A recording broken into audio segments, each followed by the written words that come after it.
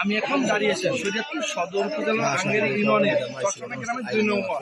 এখানে গত 22 দিন আগে সে নিখোঁজের 20 দিনের পর না পেয়ে তার বড় বোন, তার বোন আপন বোন না পেয়ে সদর পালং থানায় একটা অভিযোগ জিডি করে, নিখোঁজের জিডি করে। গতকাল এখানে পালং থানার ওসির নির্দেশক্রমে আঙ্গেরা থানা এসআই সুদন সাহেব এখানে গতকাল ঘটনাস্থলে এসেছিলেন। এসে তার মতো সে প্রদর্শন করে গেছেন। আজকে স্থানীয় লোকজনের মাধ্যমে আমরা খবর পেয়ে আমরা একটা সাংবাদিক 3-4 জন সাংবাদিক এখানে ঘটনাস্থলে এসেছি। আসার পরে এখানে আমরা পালং থানার ওসি সাহেবকে জানানো হয়েছে। আমি দেখা যাচ্ছে এখানে একটা কবরস্থান, এখানে কবরস্থানের আশেপাশে অনেক লোকজন জড়ো হয়েছে। আমরা এখানে দেখছি কবরস্থানের পাশে এখানে একটা নতুন মাটির স্তূপ দেখা গেছে, ঘরে দেখা গেছে।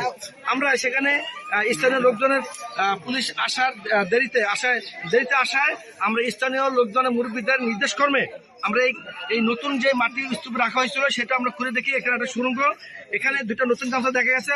পরবর্তীতে আমরা নির্দিষ্ট আরোভাবে আমরা প্রদর্শন করি এখানে কিছু রাখা আছে কিনা। পরে দেখা গেল এখানে একটা মৃতদেহকে রাখা হয়েছে। এখানে তার ওই মনোব্যাপারী মৃতদেহী লাস্টে মনে করতেছে এখানে রাখা হয়েছে। পুলিশ প্রশাসনের এখানে স্থানীয় লোকজনের দাবি এখানে এই হত্যার চাঞ্চল্য হত্যার পরিচিত অপরাধের দোষীদের আইনগত আইনে দৃষ্টান্তমূলক দাবি জানিয়েছে এই এলাকার লোকজন। এখানে দেখতে পাচ্ছেন এখানে একটা কবর, পুরাতন একটা কবর, সেই কবরের মাথা খুঁড়ে কবরের ভিতরে এই মনোব্যাপারী মৃতদেহকে মেরে তাকে এই লাস্টিকের ভিতরে রাখা হয়েছে এবং এখানে মাটি দিয়ে পুরাতন খড়কুটা দিয়ে রাখা হয়েছে। সেই আজকে 23 দিনের মাথায় সেটা তদন্ত করে বের করা হয়েছে। আসলে মনে হয় লাশটি তার ভিতর রাখা হয়েছে। এখানে দেখতে পাচ্ছেন স্থানীয় লোকজন, অনেক এলাকার স্থানীয় লোকজন, শত শত হাজার হাজার লোকজন এখানে উপস্থিত হয়েছে। তাদের একটা দাবি এই পরিচিত হত্যাকারীর আইনের আওতায় এনে প্রশাসনের কাছে দৃষ্টান্ত জানিয়েছে।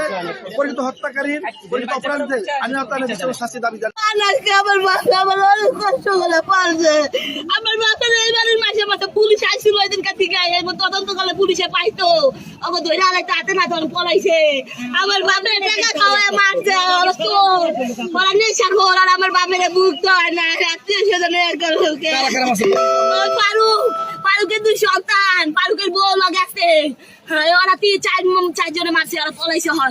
ওরা পলাইছে পারদেশ। ওরা বাপ লাগা 3 জনে মারছে, ওর মায়ের লগে আসছিল, ওর বাপের মায়ের সবাই মারছে আমার বাপের।